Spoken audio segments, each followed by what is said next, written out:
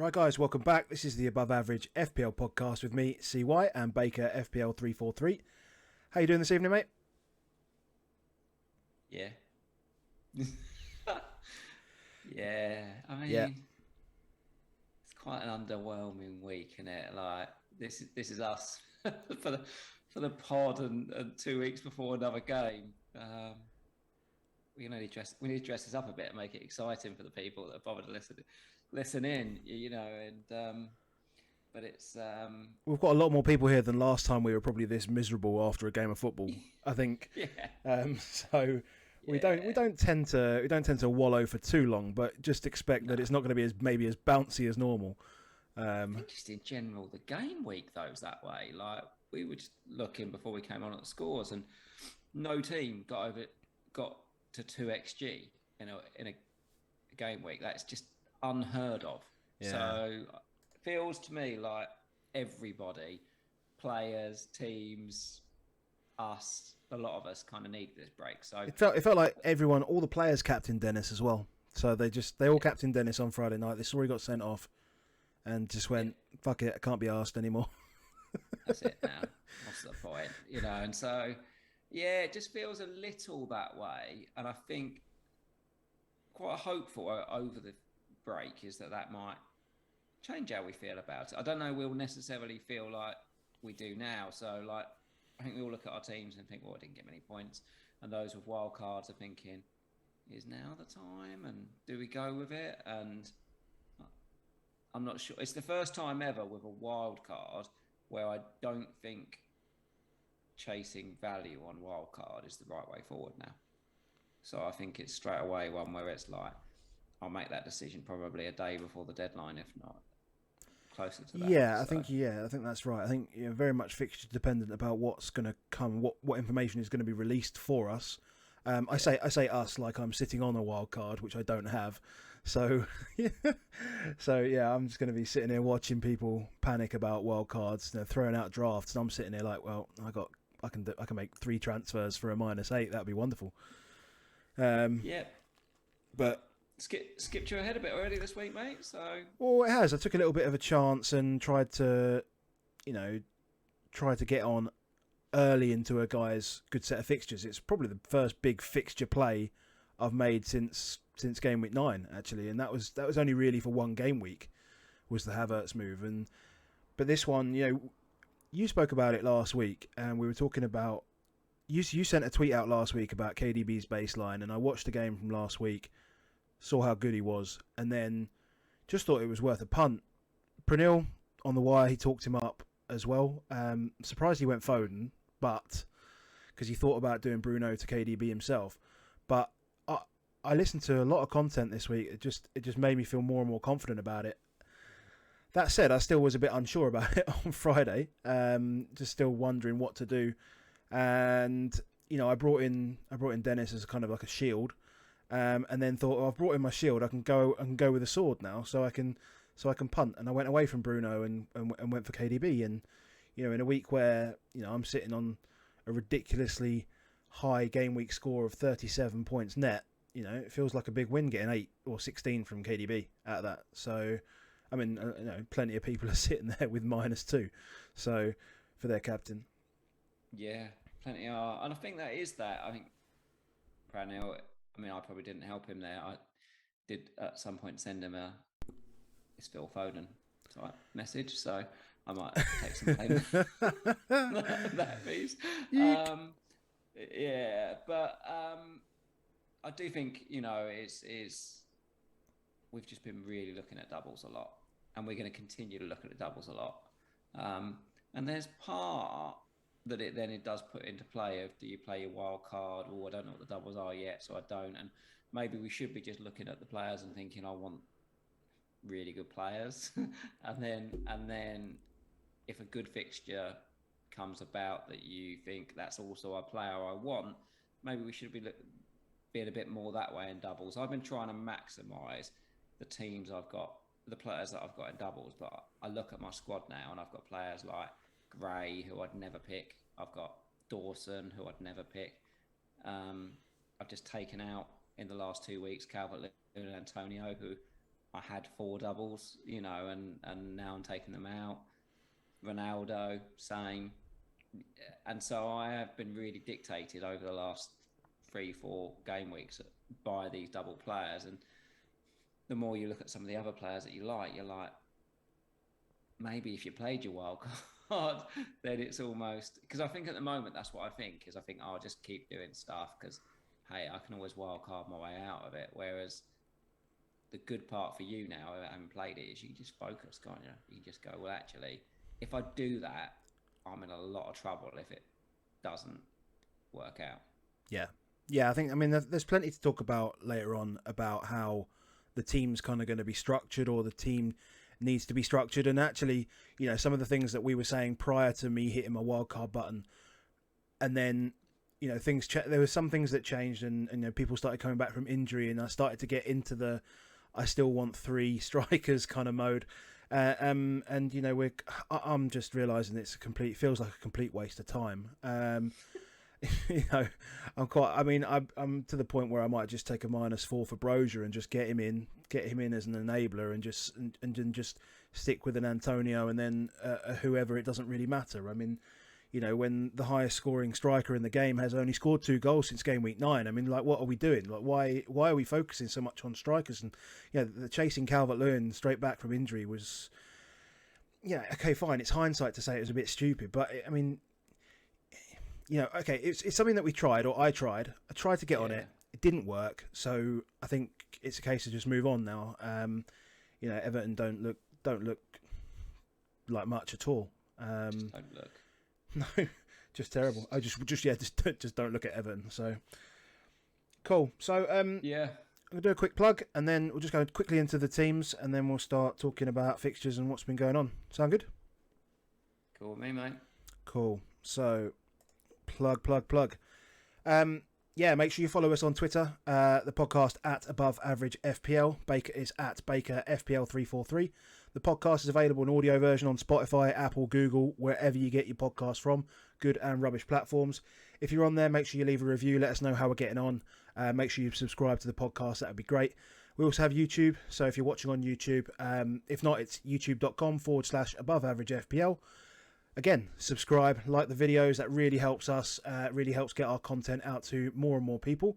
We're doing, doing a lot better this year than we were last year, and we're trying to up the game from the content side of things, the visual side of things as well. So come give us a watch. Let us know how things are going. Give us a comment. Let us know how your game week's gone. All that sort of stuff, and we can start to interact with you on there. Also, the podcast is supported by a friend of ours. So our friend is Dan, so he is at CryptoBlockDan. Dan, as his name says, he's involved in the crypto space, lots about NFTs in his life. And if you want to find out more and get to know a bit more about that kind of world, then drop him a message on Twitter, give him a follow, and that would be good. Did we ruin crypto? Did we ruin crypto? It's been I think a week we've been involved with it, and it's all fallen apart. That's all right. Good time to buy. Good time to buy. Well, there's plenty of questions for him. Yeah. So he's a good guy. Yeah. Good stuff. So we'll go straight into professional as always. Straight into my team. So I've got Foster in goal. Hoping. Well, I'm not really sure. Actually, no, I would like him to play. Actually, definitely play against Watford with no Dennis. That'd be good. Bit of a mixed bag at the back with Cancelo and Trent doing nothing very much, but obviously Laporte's goal was nice. Bowen fine, Antonio fine, Gray fine, Calvert-Lewin fine, just nothing from them. Jota, did I mention Jota? Yeah, just an assist obviously. And then De Bruyne captain, so that was nice. And I might go as far as saying I might be a bit unlucky to not get more, but you know, it could have been another goal, could have been another assist, or could have been 2 goals, depending on. We'll talk about that. We'll talk about it when we get to it. Yeah. So that's me, 119k as it stands at the moment. In terms of the bottom screen, I've got my snapshot from FPL optimized, and that's showing me at a 4-point projected gain over my average at the top 100k. So that's good. You know, I had expected to be, you know, a point behind, considering I did take a hit. So being above that average now is good. Obviously, a lot of that is because of KDB, which is that big light blue spike all the way up, which is fantastic. Bit of pain today from the Arsenal clean sheets. But other than that, yeah, I think I got a little bit from Robbo as well, but I'm not sure it was that much. Nah. It was mainly the Arsenal clean sheets. It was Tierney and Ramsdale. The ones. Even White was about 10% owned still. Yeah. So, yeah, they were still adding up, I think, to about 50%. Yeah. So that's me. I should get to... I think I'm all... No, just Foster. Hopefully Foster. Otherwise, so I'm all out. Foster v King in it, really. That's it for those that have got them. And when you come to me, that's all I've got is Captain King, you know, and that will... If he scores, I get a good green arrow. Yeah. If he does not score, I do not. And that's it. You know, other than that, it's a pretty nothing week, really. I think I'm like 1 point behind or 2 points behind the safety score. So it's a bad week for everyone. So therefore it's like... Is it a bad week? It's not. Relatively, it's not. Yeah. You know, but there's nothing in them. A team, you know, Ramsdale gets 8 points from one save. Just... How does he keep doing it? Yeah. Man, at one point in that game, there were 6 players, I think, on for 2 points. Mate, on that game, hold on. Yeah, no, you're right. There's loads of bonus in that game. They dropped off. I think a couple of them dropped off, but yeah, still loads of people all on the same. So yeah, crazy. But realistically, that's it. Really, the Jota assist, and Captain King feels like a bonus over. Oh mate, it's huge. Yeah, it's huge. Yeah. At least you've got another game. Yeah, exactly. Well, yeah. Pope's got 3 points. Tierney, White, Ramsdale, and Tarkowski all got 2. There you go. Mad. So, yeah, it is what it is. I'm still just under 7k. Just the team feels a bit flat. I don't know. Just going into that week is when you saw lots of people. You know, I was really worried about the people that had Maddison and Martinelli and Saka today. Those type of things. You think those are tickets in the raffle, and I've got players like Gray and Bernardo, and you're like, not so good. Although I thought Bernardo was a lot further forward than he's been recently, and at one point was almost sneaking a bonus despite having no returns. And I was like, so I thought that was the best attacking game he's played, despite the fact I don't even know if he had any shots. So no, I don't know. Huge rush, but he was in a much better position. So yeah, that's it. Go into the break, couple of weeks off. Good. Nice and relaxed. So I mean, I think we can move on to what do you want to move on to first? Do you want to talk about the fixtures coming up, or do you want to talk a bit about the games that have been played? Or I think first of all, probably is worth looking at. What do we know doubles wise? Loads of the hot topic is Wildcard, isn't it? And do you press it? And do you how trigger happy are you? Because well, I mean, you just said a lot of us don't like it. Yeah, you've just said that your team's looking flat. Does that mean you're thinking about bringing that a little bit ahead of where you would have expected to? Because you know a lot of the talk was like game week, like dead ending in like game week 30. Yeah, no chance. I don't see any way that happens. I really don't, because I think there's some really key players out there that cost a lot of money. You know, I think most of us like the idea of a Robbo, Trent and Salah triple up. That's going to cost you the best part of 30 million.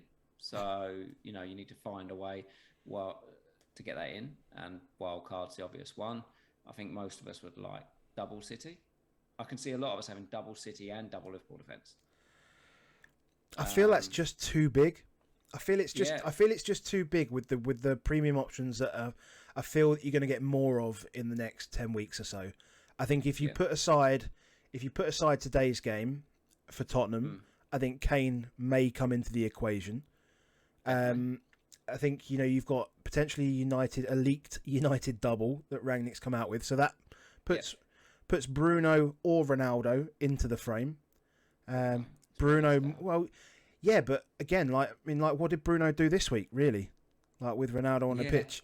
I mean, it's the same thing. We say, the United are a worse team we say United are a worse team with Ronaldo on the pitch. Bruno's certainly less effective with Ronaldo on the pitch.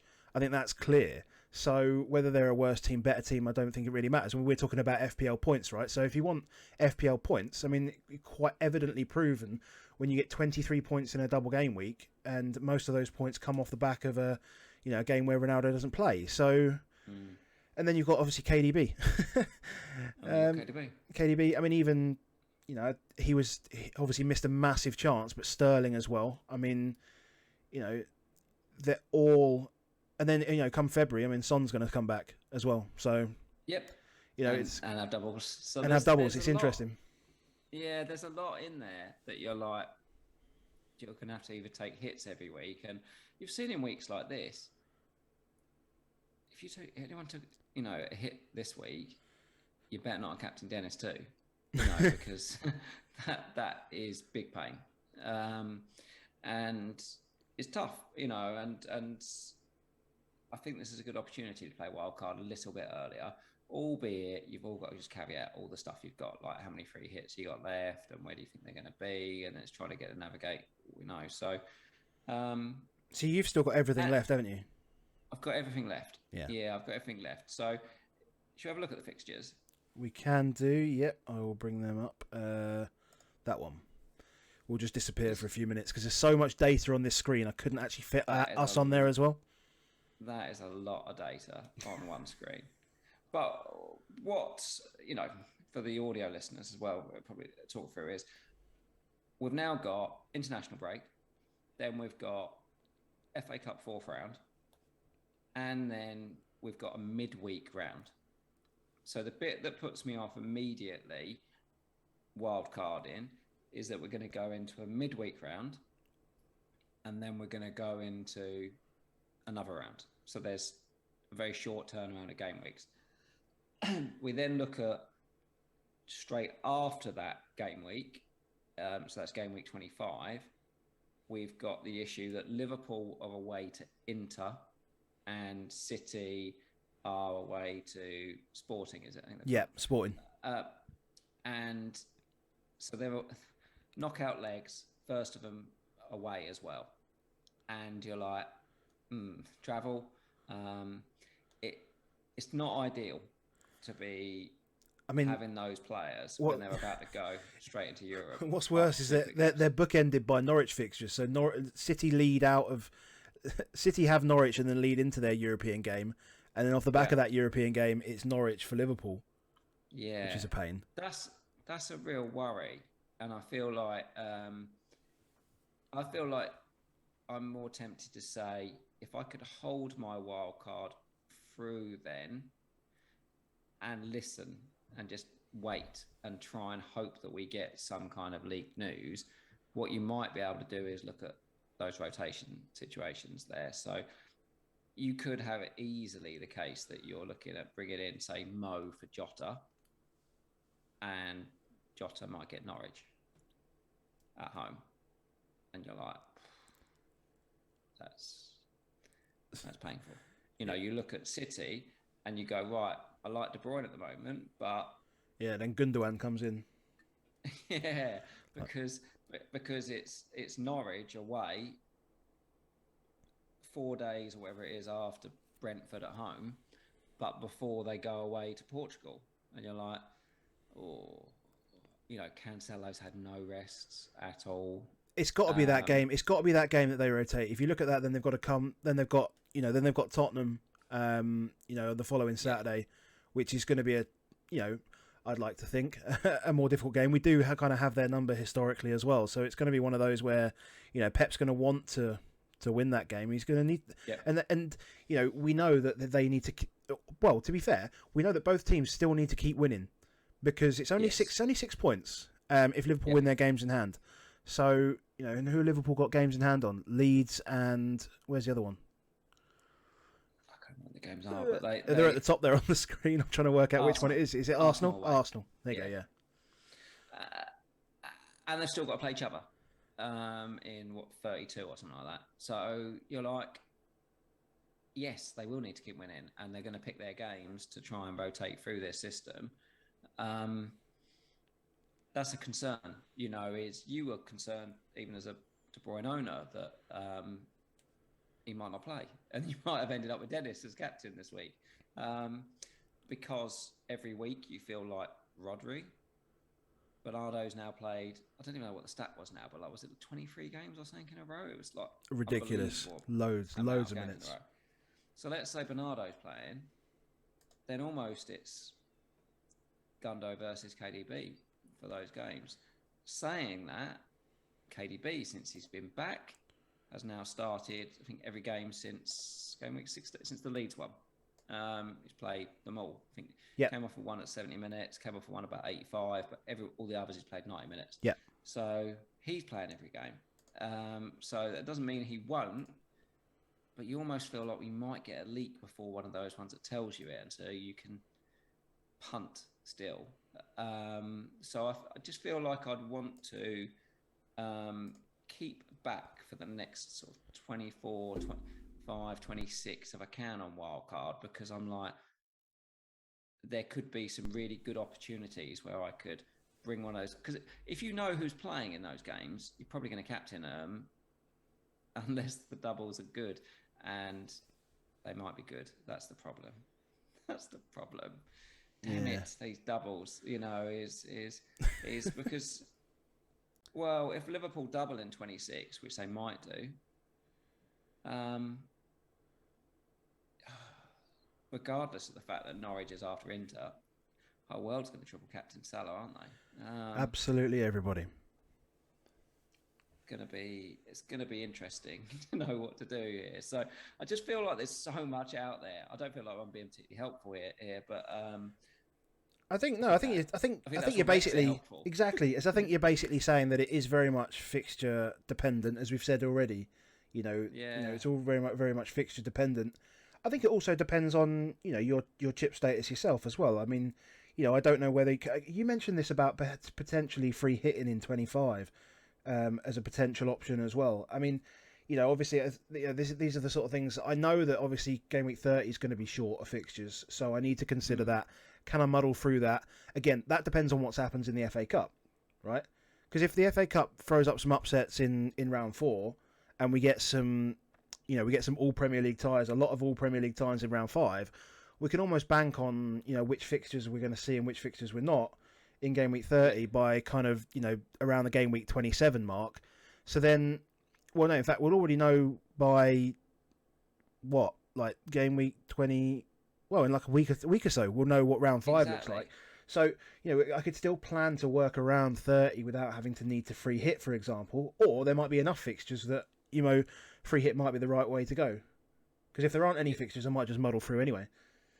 You are going to need to be quick. I think everyone needs to be wary of that. Almost like plan for your diary to not have a lot going on that Monday, the 7th of February. Because you're going to have a situation there where we'll know who's out the fourth round of the FA Cup. No replays. No replay. Yeah. Game week 24 starts on the Tuesday night, West Ham, Watford. And we will know, probably who's going to double in 25 and 26, I reckon, by then. And we'll start to know a little bit more who's going to blank, when they're going to blank. The 30, Game week 30 starts filling up. 27, we might know a bit more information. So, yeah, we will start to get quite a lot more information, but we won't necessarily get that until across that weekend of the 6th, 7th, 5, 6, onto the 7th of February. So, yeah, all set your alerts for, set an alarm now to put the alerts on for Ben Crellin for that Monday, the 7th. Find, if anyone asked you to go out on the Monday night of the 7th, don't. No, that's an important one, and that's why I say is this could all change. And I could be like, a lot's going to change anyway, isn't it? Right? Because we're going to see, the Premier League and everyone now has some time to assess when fixtures can be properly put in. I get that the last few weeks have been really, really busy, players getting off to AFCON, lots of COVID suspensions, the board constantly dealing with stuff left, right, and centre. You feel like they have to speak to the TV companies, do all this sort of stuff, organise everything so that everything fits and it doesn't screw something up in the future. So with this break coming up, that should enable them to at least have them almost provisionally in place, and maybe they'll call Ben and ask him for some consultancy or something like that on how to do it. At the same time, you've got the rules being relaxed in England for COVID as well, which is going to make a massive difference. Where basically this Thursday coming, Boris is opening up England, so things are changing. He's also looking to end isolation early, so the latest that will be is the 24th of March, but he wants to bring to government to end that early. So if that's mandated, then positive COVID tests aren't going to mean much, really. Well, I just think they will reduce testing. I think, and they'll reduce testing. Yeah, as a result of it, they'll have to. Yeah. So we'll get more consistency, at least in fixtures, is what I'm saying. Yeah, I think we will, and therefore I think you can start getting it back as part of planning. Yeah. And I'm looking forward to that. I think that's actually, we've talked about it like in the sort of last season about the fact of it's the last third of the season where managers earn their corn with good decisions. And I think we're going to get back into that one because I think actually we've got decent managers making bad decisions at the moment because they feel like they're just trying to maximise the week in front of them and are not being able to think straight. So I think it's exciting to get ourselves back into a space where we're like, oh, we can plan and look at the next 4 or 5 fixtures and go, that's a good run. Yeah. Weird, looking at fixture tickers and stuff. So what a world. So we're saying at the moment, I mean, there were questions that we had on Twitter about, trigger finger on your chips. I mean, I'm quite comfortable where I am with my no wild card, no free hit, so I can sit on my hands at the moment. But you're saying probably wait until at least the end of the next game week, but you may have to react quickly at that point. I mean, midweek game weeks just so often are just rubbish as well. Is we've seen it almost for some of the COVID breaks, haven't we? A lot of the time, the team that's come back has not been very good. And even if you look at this game week, is no teams above 2xG.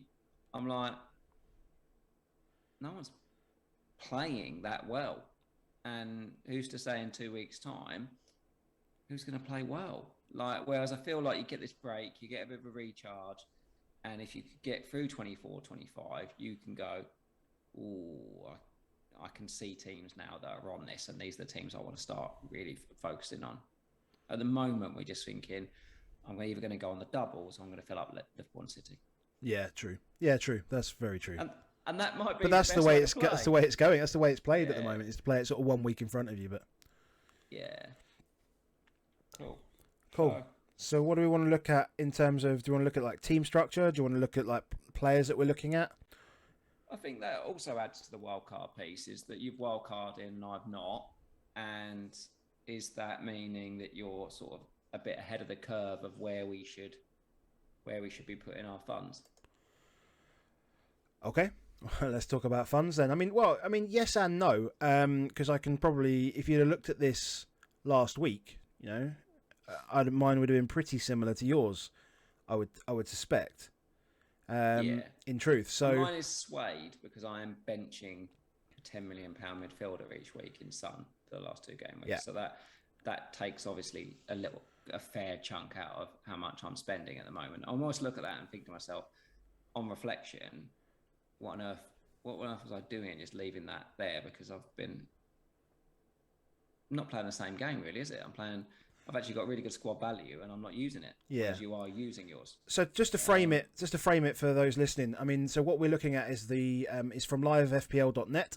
We're looking at that data, and down there is your template rating, and then also your investment level into each position compared to the top 10k teams. And so basically, what it means is if you had essentially every template player possible versus the top 10k, and your budget was literally spread as evenly as possible amongst the top 10k template, then you would have 50% investment, average investment in each of the positions. So what it's showing you is what your current investment is relative to the top 10k within this game week. So it is your starting 11.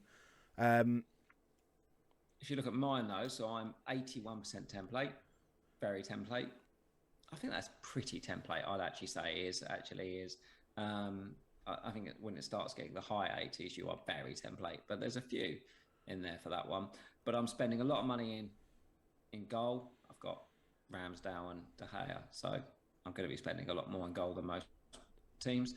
I'm about average in defence, a little bit lighter than some.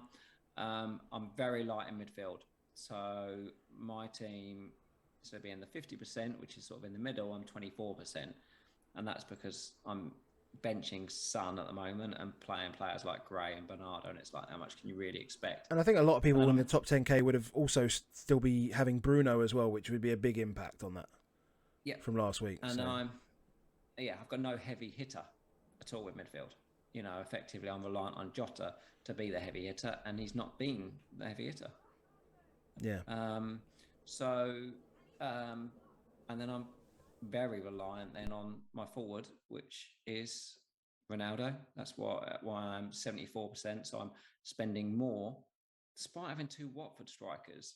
So that shows actually how much more money that is. You know, is having 2 budgets and 1 premium. You are well above what most of the people are spending around me. And then if we look at you, who wildcarded now, one is when your players get points, you're gaining more because you'll tell your team. So it's 69%. We moderately differential. Yeah. And then so not spending so much at the back. No. Or in the right places, maybe. No. I mean, my midfield at this week was De Bruyne, Jota, Bowen, Gray. So it is quite heavy. I'm surprised at the being below average. Hate that. In terms of forwards, given that I've got Dennis, Antonio, and Calvert-Lewin, that doesn't feel below average. But you know, when people must be sitting on. That must be the difference between, some people are either having like Ronaldo, Dennis King, or they're having like a Watkins, Antonio Calvert-Lewin, and that's probably just swinging it towards me from a sort of slightly lower investment. You know, and I think I'm quite happy having, a low investment in the front line. I really can't. I mentioned it earlier, right? The top striker has 2 goals since game week 9. I mean, the last time. I mean, I don't know how long it was since Dennis scored, a load of people have captained Josh King. Had he not scored since game week 13 or something? I hadn't realised that. And I yeah, I mean, it's just ridiculous stats like that. I mean, the other big hitters up front are like Jamie Vardy, who's injured. Patson Daka scored today. I mean, I think he's up there at the moment. Yeah. But he's not... He's 7 million. He's not big money. He's not big money. And, like, Kane looked good against Leicester, like, really good against Leicester. And then... But Tottenham just generally don't look good against Chelsea ever, so... I want to sort of almost write that game off as an anomaly and say, when we come to Southampton, I think Southampton next for us. I think then he'll look a lot better. But it's just difficult to really. There's no one up front that you can rely on. There's no one that you want to put in your team that you can go, I can count on this guy, right? Antonio was that guy. He's faded away. Dennis was that guy. He's got himself sent off. King was never that guy. Ronaldo's not that guy. There's not enough output for 12.5 million. It just isn't. It's not exciting enough for 12.5 million. That's what I look at. No. It's not fun enough, for it. No. Yes, I definitely feel like that move towards the power middle is something we got decisions to make for us. And I think if you're not spending 40 million in your midfield very soon, you're going to be quite short. You're going to feel light. You're going to feel light because you're going to need Salah. You're going to need a Son, for example, and you're going to want a Bowen, and you're going to want another 8-9 million in there as well. rotation. Mahrez, lovely.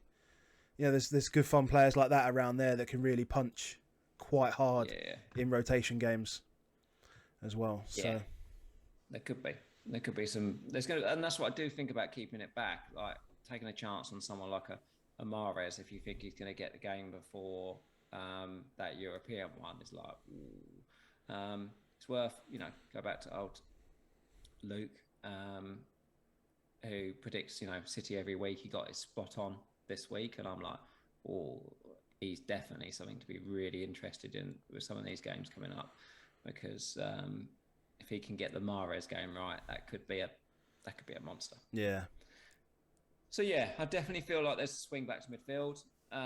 Strikers, you've said. I mean, yeah, that was a complete shock to me, that King thing, which is horrendous to say, and it just shows you how caught up we all are in the doubles. In that he said it on the commentary, and he said hasn't scored since November, and literally I was like, that's a bad choice. And I tweeted it, and let's talk Andy. Then message went, I didn't realise that either. Yeah, I saw that. Literally had the same reaction, and you're like, yeah, we're making pods, mate. Like, I mean, we're part timers, really. He's full time, and he doesn't realise that, and it just shows you how caught we are. Caught up in the doubles and just going, yeah, they got 2 games, I'm in on it. I mean, of course, the probability is there, but I mean, I don't want to make this sound like a hindsight decision, but why the fuck is anyone picking Watford players? Like, they are so bad. So bad. But it's so bad. I know. There's so many on double. There's so many on double Watford. It's just madness. It tells you when the best manager in the game, Fabio Borges, he didn't bring a Watford guy in. He captained King, though, so fair play. But instead of bringing Dennis in, he brought Pope in. That's why he's Hall of Famer. Gets number 1 is what a man, and he probably will get another 10 points in 2 weeks' time. Mental. He can't really go too far wrong, can he? He's brought Pope in and he's captain King, so one way or another, he'll probably be all right. Yeah, it's true. Where are we going? We're going to games. We've got a bit more fun before games. Well, we're already smashed like past half hour already, so I don't think we're going to spend very long talking about many games when it's cool. So 2 XG for the whole lot. That's fair. So let's look at some players that we might be considering then in the next few weeks. Yeah, it's all the fun stuff. It's all the fun stuff, and it's going to be the fun stuff. Dwell on it for 2 weeks. on. Yeah, because this data's not going to change, so we can stare at it and we can filter it any which way we like. And on screen, and for those listening, we've got a table that's just showing the last 6 game weeks for all players, sorted by the number of shots on goal, or is that shots on target? I don't know. Shots on goal. Shots on goal. Next to it is in the box. Shot in the box on. That would be the one. Oh, on, yeah. On. In is in the box. On is on target. That's right. Yeah. Yeah. So, just plough through a few of these names just for those listening. Mainly, it's Kane, Ronaldo, De Bruyne, Greenwood, McAllister, Tony, Pedro, Bowen, Rafinha, Saka, Maddison, Edouard. So there's quite a few down there, and then you got Antonio, Jota, Mount, and Martinelli down there as well.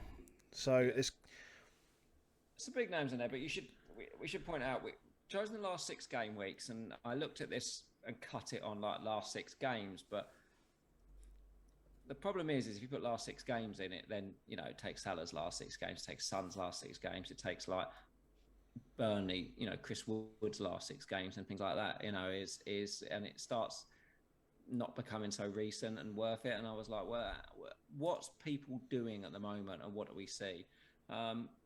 And I guess some of the takeaways I look from it is that Mason is, matching Ronaldo, a £7 million midfielder that nobody owns, is getting, playing a fair number of minutes, 428 minutes in the last 6 games. That's a big old number.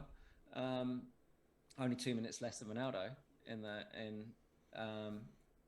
period of time. So he's getting there and he's getting shots off, and I'm like, maybe Greenwood is back on the menu. He might be something for a double. that you might want to fancy. So if you were thinking you were going down the KDB or Salah route and you can't get Bruno, well, Greenwood might be a cheap option. Kane stands out, and we should remember like 10 of those shots were against Leicester. Yeah, true. But that also then starts making me think, you've got 10 shots versus Leicester, and Salah's got Leicester in first game back. It's, you know. Have you been following Salah at AFCON, by the way? Has he done anything? I don't know. Exactly. I don't know. If he hasn't scored in a month, I mean, he's either going to be rusty or hungry. I mean, he's going to be one of those two. It's going to be one of those ones, actually. But the form, actually, when I did filter this to the last 6 games, Salah wouldn't have been a lot of shots, but he hadn't scored as much as you'd think in recent times, and it wasn't quite as rosy as some of all the other weeks. But it is just a big opportunity if you get him in. Because you can guarantee everybody on Wildcard is going to bring him in, and every week that numbers are just going to start flying. And he's only got to come back and hit the ground running in that Leicester game, and it just flies to the ownership. But Kane is very much taking the shots. That's good knowledge to know. And actually, even at the bottom of it, you've got Son down there who's taken as many shots as Jota, for example. Despite the fact that he's only played 4 games in the last 6 game weeks. So he's up there. Edouard looks a good cheap option for these strikers. And well, I mean, out of the last 6 game weeks, he's actually got the second highest XG behind Kane. I mean, his XG is 2.61. He scored twice. He's got Norwich next. You just wonder why they don't just play him in the middle more or a bit closer to it. Yeah, simple goal today as well. I was talking with Zoff about that. As Zoff said to me, I said to him, I quite like Mateta more than Benteke as an option. Seems much more mobile. And he's like, why don't they just play Edouard in the middle? And I was like, he doesn't seem to do that. And then literally 5 minutes later, Edouard scored. But, he looks good value. You've got then De Bruyne, 17 shots in his last 6 games.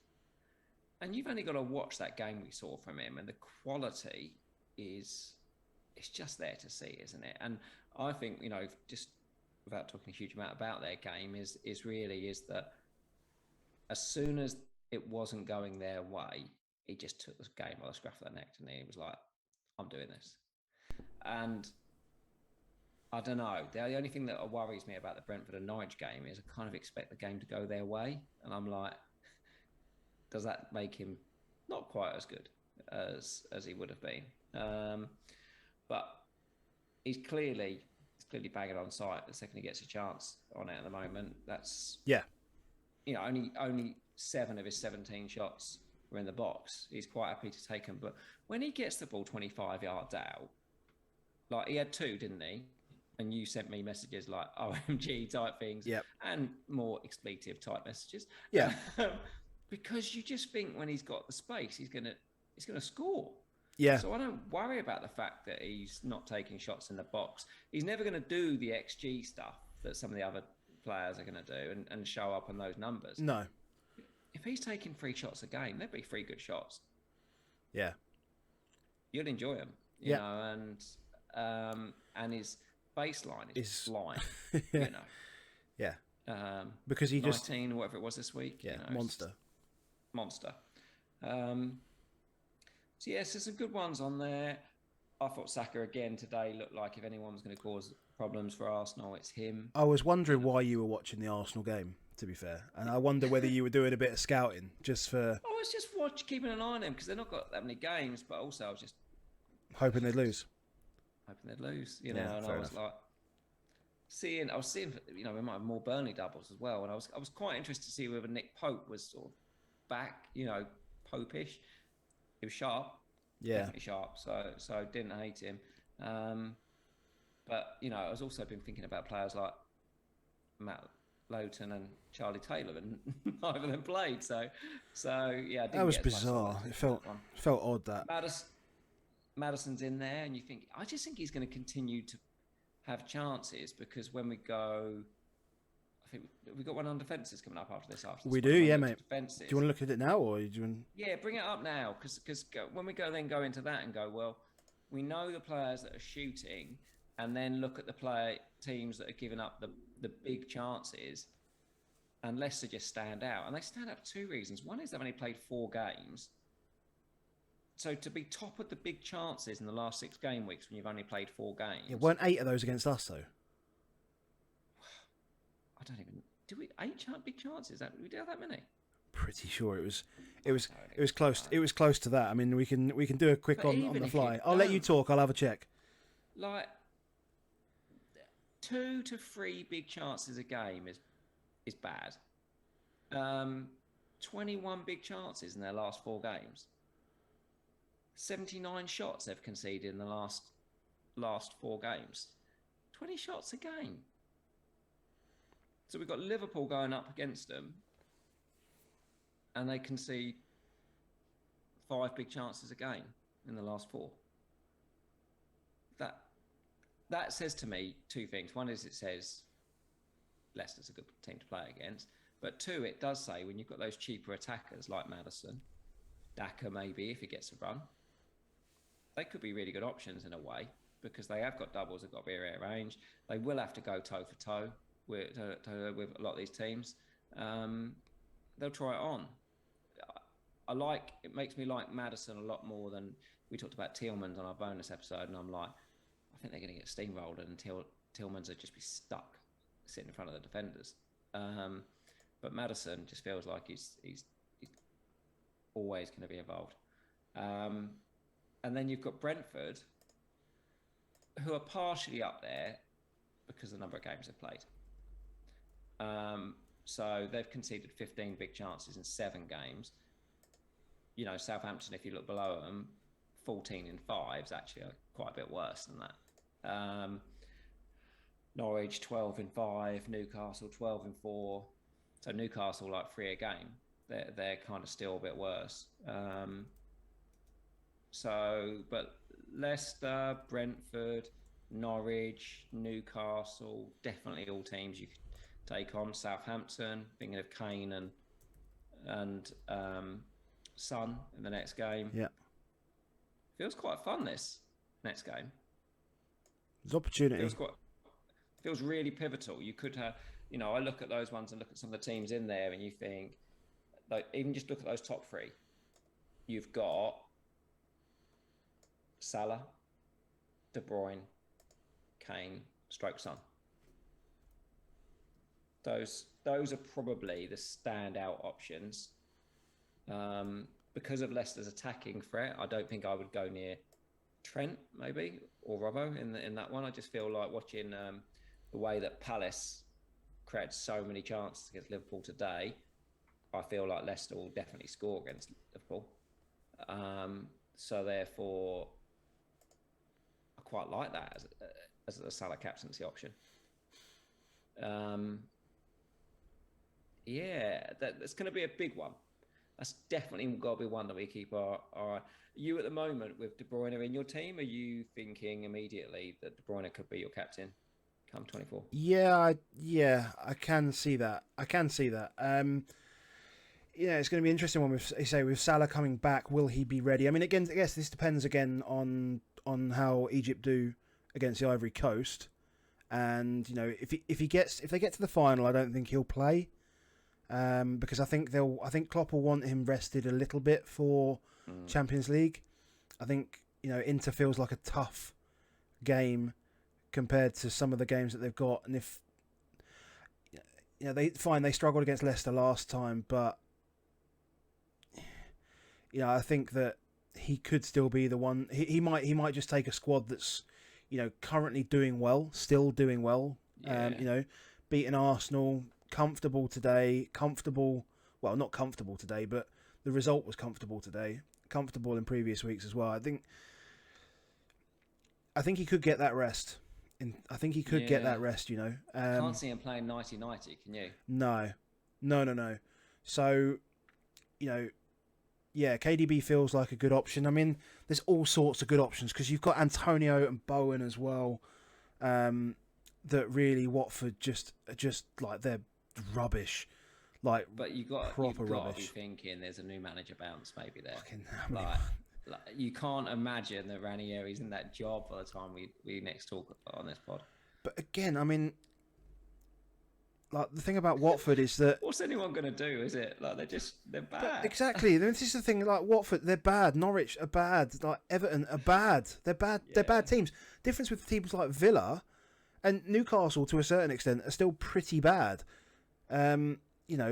But the thing like Villa, like they were bad, but they've got good players and they had organised players that last season were, played in a certain way that were good. And the way Villa set up this week, I thought that actually, if you look around, like if you go man for man in that Villa side, apart from maybe a slightly naive midfield or a young midfield. Well, I say young. You got McGinn there with a bit of experience.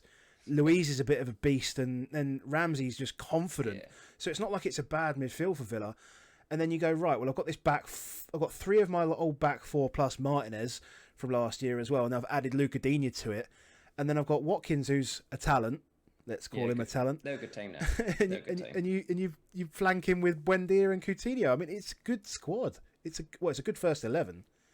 I think a little small violin for Matt Targett. We were talking about Matt Targett last week, weren't we? Did you see that? Did you? Targett. He transferred himself out of his own team. Did you see that? I did not see that. He transferred himself out of his own team. Matt.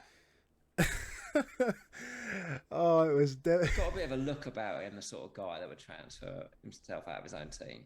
He just looks like that kind of man. I tell you what, though, I looked at that FPL Insider account and I looked at some of the transfers that were being made. There are some weird. These professionals, they either know something we don't, or they just really just fuck about. I guess they just fuck about with it. I think that I love this though. They just fuck about, and we take it like it's gospel. It's amazing. Maguire took out Ronaldo. Everyone went, "Oh, they've just had a hissy fit." No, he was actually out. Oh, okay. Yeah, I think the I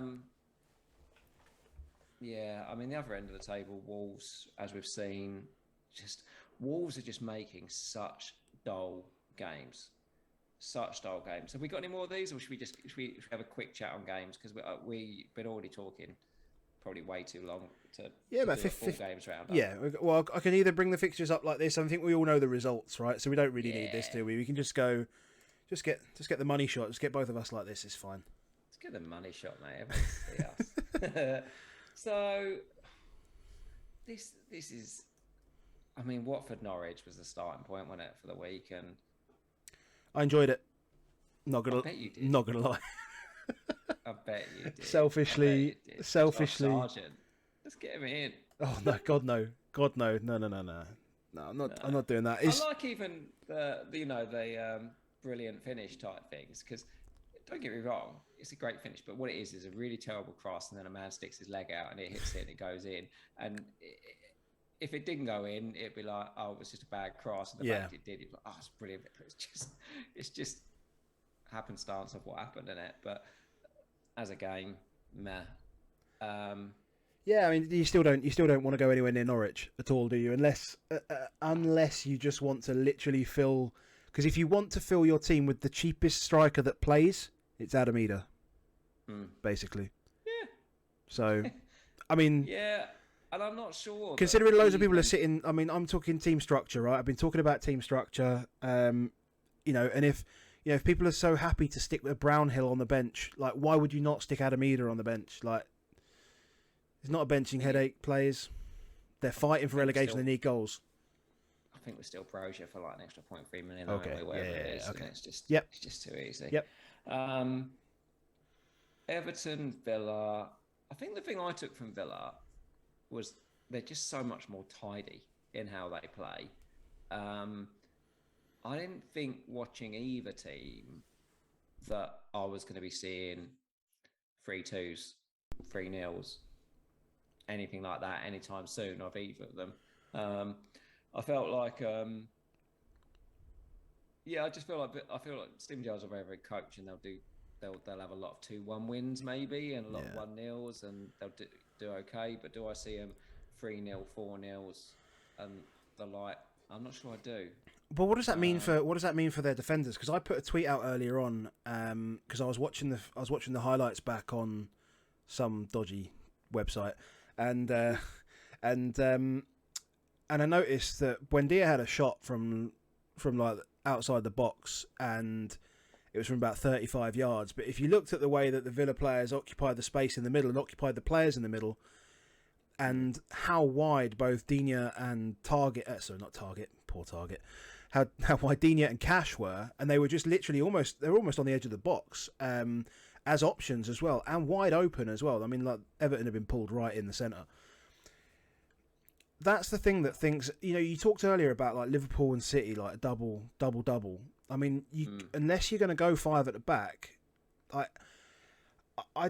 you've got to make a decision as to whether you're going to go double, or right now, as it seems, or you're going to go sort of double one of them. Where I think maybe actually for fun, I think you probably go Laporte over Cancelo if you're on a wild card.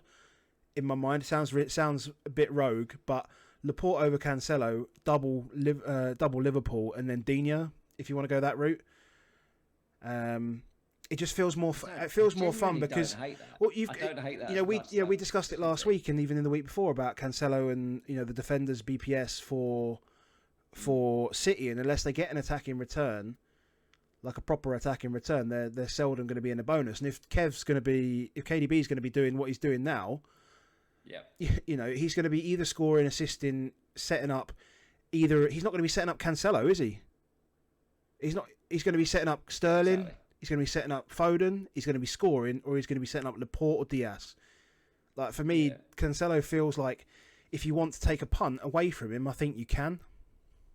If you're looking to save a little bit of money and we're going to Laporte, I don't think you lose a lot there in that sense at the moment. It's a good challenge, definitely. A good challenge on there.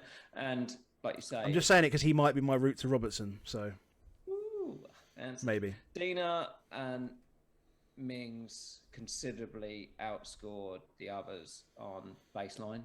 I was very surprised actually, because actually they've done okay on I think they've scored like 7 goals from corners or this season, Villa. So for Digne to just walk in and take corners, I was quite surprised at that he gets that honour, quite quickly. I think the thing with Digne is always that you don't ever think he's going to score.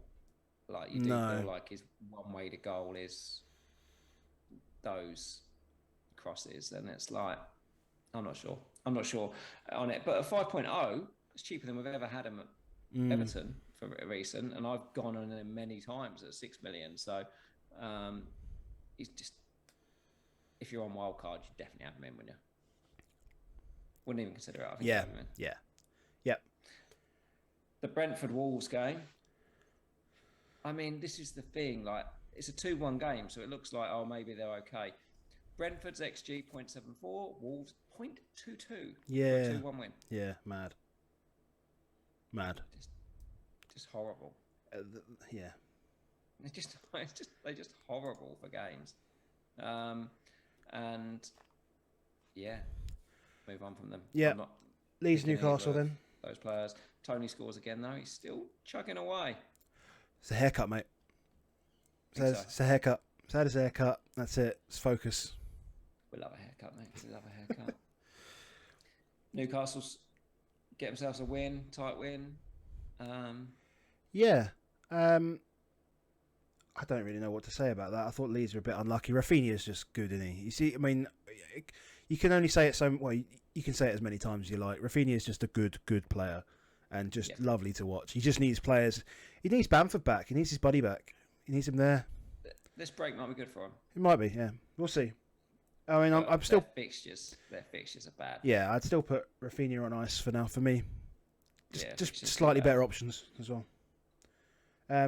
United... I feel like both teams are still not quite right the way I watch it, or know exactly what's there. I feel like Rangnick, what he's doing, he's got a plethora of attacking talent, and he's going, I'm going to keep playing you guys. And I feel like that again for Ronaldo's sake is, he gave up another 90 minutes. But when you've got Elanga, you've got Rashford, you've got Martial came on, played quite well. You've still got Greenwood, Sancho, all of these players. Don't even get me started on Fred, who's just started pinging. you've got a lot of different options, and yeah, he will use them if it's not working, and fair play to him. The amount of times he's done a substitution now and it's paid. Yeah. He's no fault. And do you want to talk about the lines? Well, I've given you the opportunity. Go on, go. Just officials in general. I was going to say is because I think we all just hate them in general, and I hate them in general. But what I don't hate this week so much is VAR, really. Bar a couple of penalties. Like, I thought the Newcastle one on St. Maximin should have been. And I think that's one where it's like, I think you should overturn that one. And I don't think you should overturn the Liverpool one. I think that's just... I didn't see that one, but... It's just not once. But then the other ones where the referees made lots of decisions here, where the referees or linesmen have made decisions and VAR have decided not to do anything with them. Overall, I'm quite happy with most of them. So this offside's not offside by what we can see. The bit that's bad is I don't know whether it's the broadcaster's fault or whether the VAR's fault, because what you saw if you watched the game was you didn't see the lines. So therefore is like Man United score a late goal, you see one replay of it that looks very close, and then you don't see the lines, and then the goal's given very quickly. So if I'm a West Ham fan, I'm immediately thinking, why haven't I seen the lines? Like, why have they not done that? And so it's immediately just going to cause a load of controversy. And everyone does the same thing, is immediately screen grabs that picture of the replay and puts it on Twitter and says, why isn't this offside? Whereas if they'd just done the line immediately and shown us the line, we don't have any of that. We only got the line at Match of the Day. Exactly. It's the first time we saw it. And then what happens is people think that they've constructed different lines. Well, yeah. So you shared something to me about someone's, people are proving science as well. Yeah, that's a good line. Because what people started doing was drawing their own lines. And you're like, oh, for fuck's sake. Like, yeah, you can't draw the lines. You can't draw the lines, Yeah. And so then people just think there's a weird conspiracy and it goes round. So I don't know whether that's the broadcaster didn't help us or whether it was the VAR didn't help us in that situation, but that caused the inflammation of the Twitter beef all over about whether that goal was offside or not. The other ones that happened this weekend, so there's a number of contentious ones, we cover them all in one go. Sure. Is City, we've got 2. KDB, definitely a penalty. Because you captain him. And the Laporte Armstrong one, definitely a red card. In fact, I thought that was a red card, to be fair. Yeah. And then the Kane one today, the disallowed goal. And then you've got, there was a challenge, Westwood on Tierney type thing.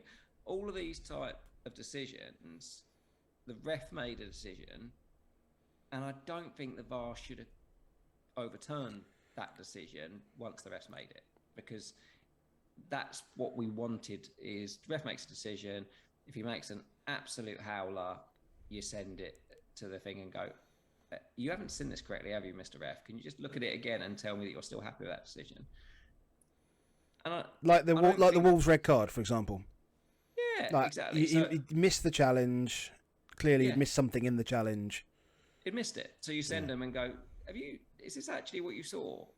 As opposed to what we see all the time is they're sending him to see what he's already seen, and then he goes, oh, that's completely different to what I've seen. I'll now change my decision. And that's just crap. Right? Yeah. That's not very good. If you look at the Kane goal today, he does touch him in the back, regardless of whatever you call it, and Tierney calls it as a foul. So if you sent him to the thing and he still sees him pushed but goes, nah, I'm going to now give that as a goal, like, what? Humility. Yeah. Like, my biggest gripe about it will be not the fact that it's Tottenham, but the fact, well, partially, but mainly the fact that the other way around, that's not a penalty. So probably the other way around, it's not a penalty. If the other way around, it's not a penalty, or if it's not a free kick anywhere else on the pitch, then what the fuck are you doing? Like, seriously.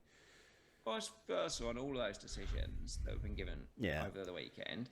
If the ref had given them You don't think the VAR overturns them? Well, I don't think the VAR overturns them, and that's what you hope, isn't it? So if the VAR, we can slag the refs off, and that's fine. If the ref gave the red card to Armstrong, if the ref gave the red card to Westwood, if the ref gave the Kane goal, if he gave the KDB penalty, I do not think VAR overturns it. Yeah. But we just the reason why we're all angry all the time is because we have no faith in any of the officials. We have no faith in the VAR. But I actually thought, in general, VAR didn't have the world's worst weekend, even if the officials might not have had the greatest weekend. So yes, you did get a bit unlucky with your KDB. That's where you're going to. Yeah. What about that one there at the post? Oh, mate, jumped out my chair. It's gutted. He's good, isn't he? So Brozier was good as well, wasn't he? Brozier was very good, and that's why he feels like an easy slot in for a 3-5-2, or even as part of a 3. Like, I mean, you can have him as part of a 3 if you want him, but I think what you need to do now is you need to not feel guilty about benching points. I see a lot of it, and like, you've made the decision to bench them. If you get lucky, so be it. If you haven't, your decision was to put that person on the bench. So just make the decision and own it. No, I saw someone moaning that, Alonso came on for 1 point. He blocked my Williams 7-pointer. Like, fuck, you're talking about Brandon Williams, you dick. Just be quiet. Like, seriously. Yeah. Anyway, I was talking about, but we did see a few of those and a few other ones. Like, and I saw someone brought in like a week ago, and he blocked their point. And they were like, "Why did you bring him in, mate?" Like, yeah. So today's games. So we've spoken. Arsenal Burnley, I've talked about. That was just a meh of a game. I mean, Liverpool Palace. I mean, Palace, good fixture coming up next. But I mean, Alisson. How good was Alisson? Yeah. I don't really understand the XG for Palace, because in my mind, this is one of those ones where it's. Well, isn't it because where the shots were and all that stuff in it? But it feels like it's almost does it a disservice. But you don't see it very often, do you? Is Palace out XG Liverpool today? Yeah. Well, and Liverpool had a penalty. Yeah. I'll also add, there wasn't one of those Alisson point blank saves offside as well, so it didn't count. Exactly. So madness. The point blank save doesn't count, so that doesn't count for it. So Palace outplayed Liverpool a lot today, and the late penalty flatters them. Alisson was just obscene. I don't really do my fan team anymore. I gave it up, but I actually brought in Van Dijk on fan team this week. Oh, did you? I wish I'd done that in FPL, because I just looked at their fixtures and I thought they've got some really good fixtures against set piece teams. I captained Dennis in my fan team, so yeah. So I brought in Van Dijk on fan team, but there's a few others coming up that also look that way. I definitely think if we can't maybe afford the Robbo one, I think Van Dijk's another good option. Yeah, yeah, good bonus. I mean, the problem is like Robbo's just kind of just stepped up and said, "I'm back," because he went quiet for a bit, and now he's just like, "Well, I'm here now." And I don't know whether that's that might be a Salah thing, Might very well be a Salah thing, because a lot of the ball focused down that right hand side might take the ball away from Robbo. So before jumping over to Robbo, actually, I think might be interesting to see if and how that changes, if it does, just in the way that Liverpool attack. I feel like Jota's done a real supplementary role for him as well, almost giving the ball quite a lot to him, whereas he's almost the overlap for Mane when Mane's back. So you bring Mane back, and suddenly I think that makes Robertson not quite as good. And yeah, it's going to be interesting to see how that all slots back together. Yeah, I've just realised that. So maybe my jump from Cancelo to Robertson might be on hold for now. Yeah, but Van Dijk's one I'm definitely keeping an eye on. Still a bonus monster, but they are so open at the back that you do look at it and say. But that those Robertson or Van Dijk I reckon they'll outscore any 7 million or below striker in the next 15 game weeks. Oh God, yes, yeah, definitely. Yeah. So if you're benching a defender every week or two defenders every week, I'm much more keen on going to a Brozier. I like Brozier a lot more than I like. Like if you said to me now, Robertson and Brozier or Watkins and Dina, I'll have Robertson and Brozier, thanks. Yeah. Fair enough. I think Southampton's fixtures are good anyway coming up. Yeah, Leicester Brighton. We talked about it. We have talked so many times that Leicester start at 1-1, and Brighton, despite doing really well, can't help but concede, but always will score. So I mean, 1-1's the perfect. Yeah, the perfect Brighton. Lewis Dunk made the bench. 4.8 he's dropped to while he's been away, averaging 1 bonus point per game when he was playing. Interesting. So he was above on baseline even than Cucurella when playing. So that's one definitely. I think for under 5 million, he to me looks like the standout pick, and they could have a double potentially in 25 and 26. Interesting. Yeah, Lewis Dunk at 4.8 is a very good enabler. Yeah, I think I've got other places to go, to be honest. But again, with a wild card, maybe it's easy to get. Obviously, it's going to be easy to get there because you can make any transfer you want. But I've probably got more important transfers to make than that personally. But fair enough. And then us. Do you want to talk about us? Not really. We were crap. Chelsea were all right. For anyone who doesn't know, we are lost before we even play them. So we just try stuff, and Conte must have just looked at it and gone, it doesn't matter what we do, we lose, so I'll try something weird. And he tried a strange 4-4-2 with 6 defenders and 2 holding midfielders and tried to grind it out.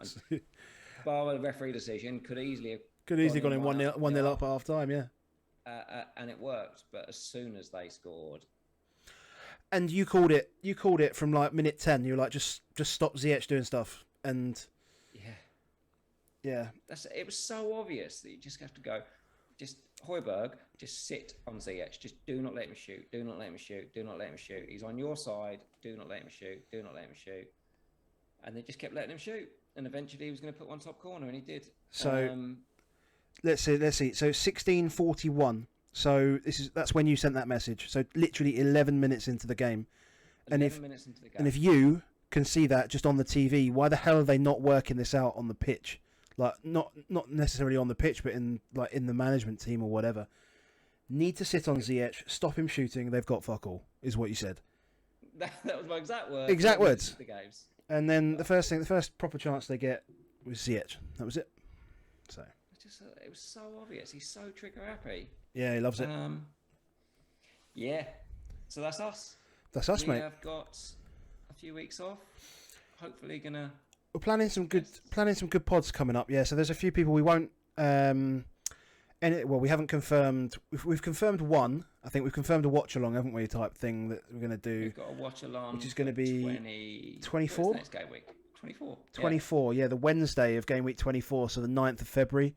So we're going to have Boona, we're going to have Late Riser, and we're going to have FPL Teach Mode Andy.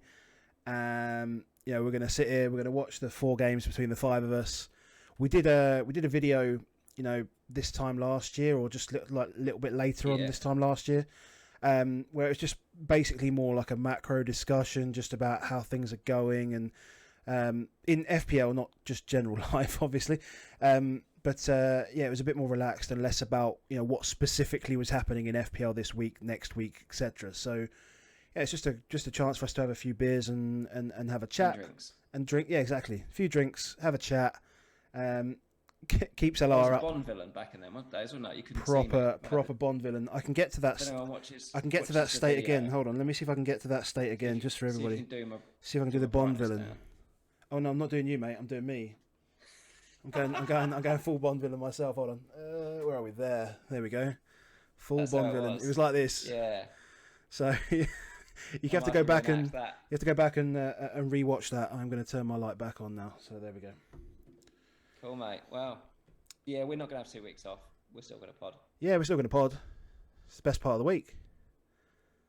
Best part of the week. But yeah, you won't have to just listen to what. So yeah, I said to the wife earlier, I said it's all right though. Like I won't be stressed. Got no fantasy football for 2 weeks. She was like, "Oh what? Completely?" And she was like, "Yeah, and no pod." Still podding. So so I guess as a final thing, so remember to follow us both on Twitter at Above Average FPL for myself, at Baker FPL for Baker. Now the podcast is supported by at CryptoBlock Dan, so thank you to Dan. Get over to our YouTube youtube.com/Above Average FPL for that. And yeah, I hope you're having a half decent game week this week, maybe.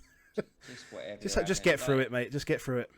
Thing is, even if you've got like 20 points and it sounds horrendous, you're still like 5-6 points off a green arrow. Like, don't worry about it. Yeah, and you know that safety score or whatever you want to call it, that median score is around the 25 to 30 point mark. It's not big. So Exactly. if you had a 60 point game week where people were getting 90, it'd be hurt even more. So Exactly. It's all relative. So yeah. All relative, mate. Cool, Enjoy mate. yourself. I See you will later. speak to you later. Cheers, mate. Bye. Bye.